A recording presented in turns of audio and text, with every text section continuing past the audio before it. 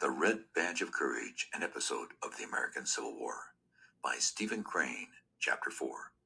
Brigade was halted in the fringe of a grove. The men crouched among the trees and pointed their restless guns out at the fields. They tried to look beyond the smoke. Out of this haze, they could see running men. Some shouted information and gestured as they hurried. The men of the new regiment watched and listened eagerly, while their tongues ran on gossip of the battle. They mouthed rumors that had flown like birds out of the unknown. They say Perry has been driven in with a big loss. Yes, Carrot went to the hospital. He said he was sick. That smart lieutenant is commanding G Company. The boys say they won't be under Carrot no more if they all have to desert. They always knew he was, Hannis's battery is took. It ain't either. I saw Hannis's battery off on the left, not more than 15 minutes ago. Well, the general, he says he's going to take the whole command of the 304th when we go into the action. Then he says, we'll do such fighting as never another one regiment done. They say we're catching it on the left. They say the enemy driven our line into a devil of a swamp and took Hannis' battery. No such thing. Hannis' battery was along here about a minute ago. That young Hasbrook, he makes a good officer. He ain't afraid of nothing. I met one of the 148th Maine boys, and he says his brigade fit the whole rebel army for 4 hours over the Turnpike Road and killed about 5,000 of them.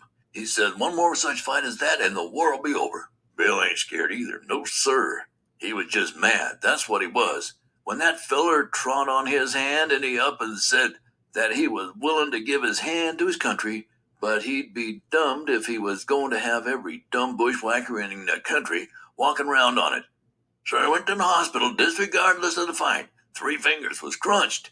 The darn doctor wanted to amputate him. And Bill, he raised a hell of a row, I hear. He's a funny feller. The din in the front swelled to a tremendous chorus. The youth and his fellows were frozen into silence. They could see a flag that tossed in the smoke angrily. Near it were the blurred and agitated forms of troops. There was a turbulent stream of men across the fields. A battery changing position at a frantic gallop scattered the stragglers right and left. A shell screaming like a storm banshee went over the huddled heads of the reserves. It landed in the grove and exploding redly flung the brown earth.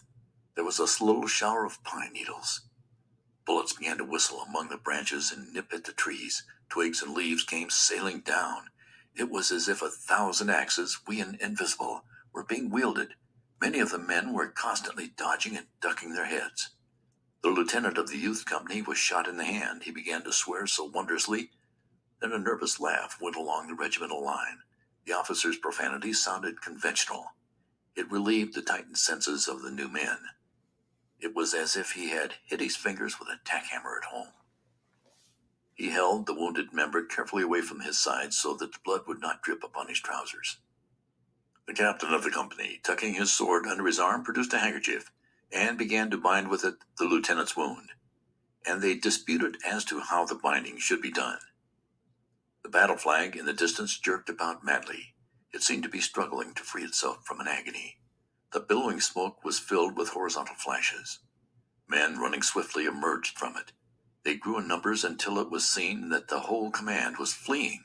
The flag suddenly sank down as if dying. Its motion as it fell was a gesture of despair. Wild yells came from behind the walls of smoke. A sketch in gray and red dissolved into a mob-like body of men who galloped like wild horses. The veteran regiments on the right and left of the 304th immediately began to jeer. With the passionate song of the bullets and the banshee shrieks of shells were mingled loud catcalls and bits of facetious advice concerning places of safety. But the new regiment was breathless with horror. God, Sanders got crushed, whispered the man at the youth's elbow. They shrank back and crouched as if compelled to await a flood. The youth shot a swift glance along the blue ranks of the regiment. The profiles were motionless, carven, and afterward he remembered that the color sergeant was standing with his legs apart, as if he expected to be pushed to the ground. The following throng went whirling around the flank. Here and there were officers carried along on the stream like exasperated chips. They were striking about them with their swords and with their left fist punching every head they could reach. They cursed like highwaymen. A mounted officer displayed the furious anger of a spoiled child. He raged with his head, his arms, and his legs. Another, the commander of the brigade, was galloping about bawling. His hat was gone and his clothes were awry. He resembled a man who had come from bed to go to a fire. The hoofs of his horse often threatened the heads of the running men, but they scampered with singular fortune. In this rush they were apparently all deaf and blind. They heeded not the largest and longest of the oaths that were thrown at them from all directions. Frequently, over this tumult, could be heard the grim jokes of the critical veterans, but the retreating men apparently were not even conscious of the presence of an audience. The battle reflection that shone for an instant in the faces on the mad current made the youth feel that forceful hands from heaven would not have been able to have held him in place if he could have got intelligent control of his legs. There was an appalling imprint on these faces.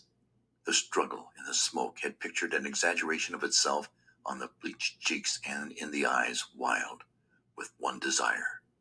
The sight of the stampede exerted a flood-like force that seemed able to drag sticks and stones and men from the ground. They of the reserves had to hold on. They grew pale and firm and red and quaking. The youth achieved one little thought in the midst of this chaos. The composite monster which had caused the other troops to flee had not then appeared. He resolved to get a view of it, and then he thought he might very likely run better than the best of them. End of chapter 4.